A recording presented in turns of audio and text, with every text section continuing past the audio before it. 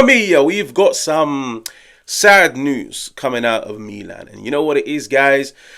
This news, it's been in the background. This news, it's just been a voice in the back of everybody's heads. Reijnders, Manchester City, Pep Guardiola, an opportunity for Cardinale to make some profits. Now, Tijjani Reijnders, what a season he is having.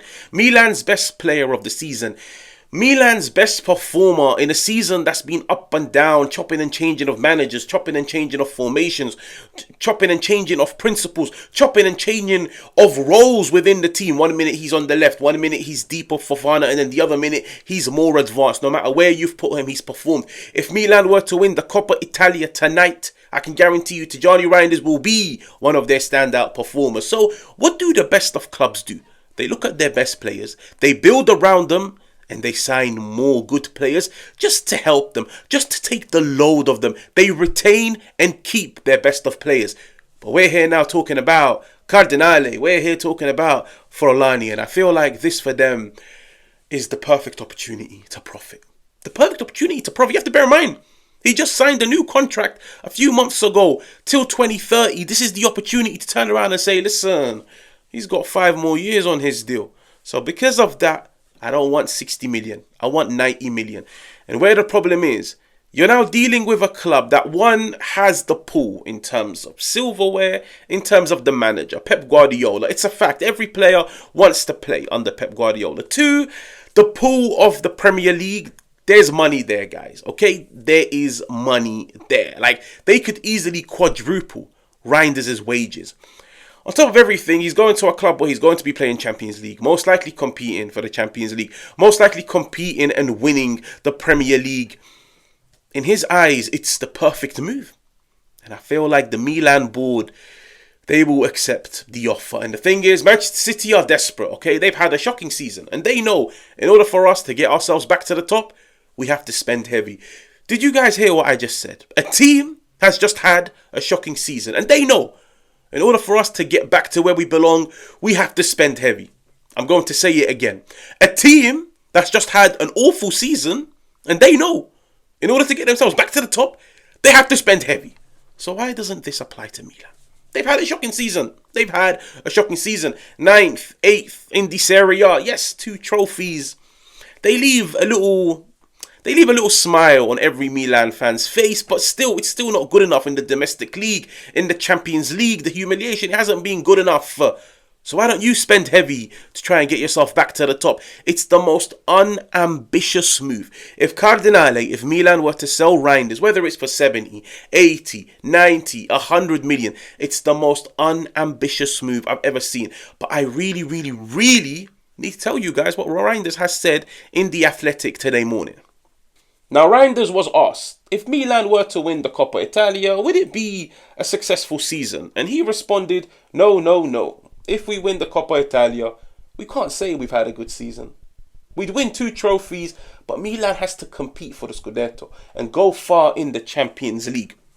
Now, my question is this a player that you should be getting rid of? Look at the mentality. Look at the mentality. This is what Milan needs more than anything. Players of mentality, players of character, players of charisma, players that understand what Milan are supposed to do in the game.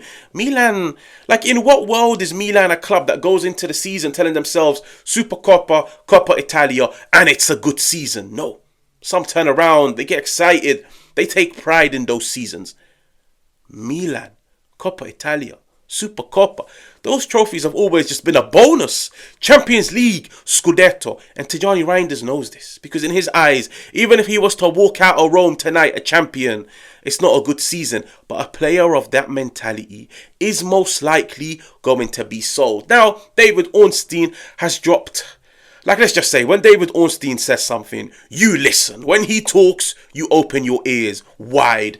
He's just said that Manchester City have inquired about the availability of Tijjani Reijnders. And I feel like for the past 3 transfer windows, there's been smoke and potentially there is fire. Pep Guardiola is a big, big, big fan. Big fan. Because who wouldn't be a fan of a midfielder that can score double-digit goals, of a midfielder that can create opportunities, of a midfielder that's versatile, a midfielder that can break play, he's technical. Like, that's what you want in the modern game. And Pep Guardiola is telling himself, I need a piece of that. I need some Reijnders in my team. And let's just say they've chased him for a few summers, and I feel like this is the summer where they're going to pounce. And I wish I could be sat telling you guys, nah, Milan won't sell him. Nah, Milan won't sell him. I'd be a liar. Listen, as a YouTuber, I have to be honest with you guys. I'd be a liar if I told you guys that if Manchester City put the money on the plate and Milan don't get Champions League football, this is Cardinale's get out of jail free card, because he already knows I'm going to be missing out on a certain amount of money by not making Champions League. So I need to make it up. I need to make up that money. Now, some board members, some directors, some owners will make up that money through their own pockets, whilst others will turn around and be like, no. I don't do capital investment over here. Do you know what I do? If we make a loss, if we don't make a certain competition, if we don't make the money that we should have made, time to sell some of my best of players. And Tijjani Reijnders is a player of the right age, of the right skill set. Teams across the world want him. And it's sad, I'll be honest with you guys, because a few years ago, the exact same thing happened with Sandro Tonali. He got let go. And the promise was the money will be used to spend on the squad. I'll be honest with you guys. Out of all the money that was spent from Sandro Tonali, I could only really think of Reijnders. That was a good enough replacement, and he lived up to expectations. So what is it? Like, my question is, what is it? Sell the best player, sign some players, improve them, develop them, and then sign them once again. Has Milan become a feeder club? That's my question to you guys. Has Milan become a feeder club? They take the players, they develop them, they grow them, and then they sell them for profits. In what world was Milan a feeder club? In what world was Milan a stepping stone club? This is crazy to me. Like, of course, it all depends on the age, what you've seen of Milan. Guys, I grew up Milan having the best of the best. Milan being one of the most feared teams in the world. And now Milan is looking like a club you go to. You get your experience, you develop, you get some minutes under your belt. And then when the big boys come calling, not knowing that Milan are a big boy, Milan are bigger than Manchester City. But Manchester City have the ambition that Milan don't. Manchester City have a board, an owner that is more ambitious than Cardinale, than Forlani. They are just looking at it as an opportunity to make some extra cash. And Tijjani Reijnders, a player that was signed for, I believe, 25-30 million. Potentially to sell him off for 80, 90, 50 million plus of profits for a player that's only been here for 2-3 years. Listen. If we were talking business, it's a crazy investment and it's a crazy sale, but it's just sad, I'll be honest with you guys, because I look at it and I tell myself it's the most unambitious move from the club. Like, when you've got good players and they're flourishing and they're doing well, you keep them. You retain your best of players, but you sell the players that are worthless. And you know why it's sad? Because, fair enough, Milan, they want to make up some money that they've lost for not making Champions League football. There's other players in this squad that can be sold to generate that money. Players from like Pavlovic, from Chukwueze, from Emerson Royale.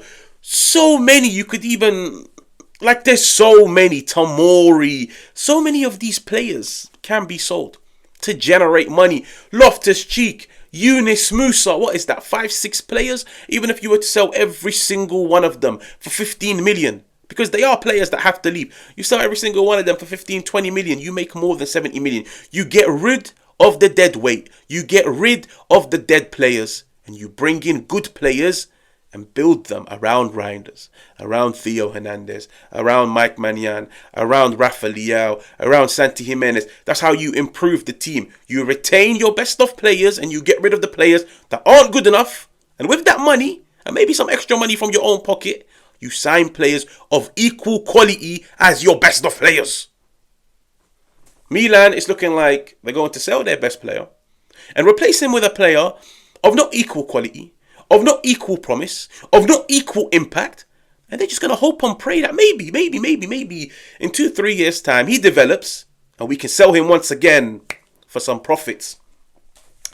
Now, of course, Manchester City have just inquired But having followed Milan for so long, having seen the way Cardinale, Fornali, the way they behave, I think they're licking their lips and they're thinking this is a deal we can get over the line. Manchester City are desperate and we're in desperate need of some profits.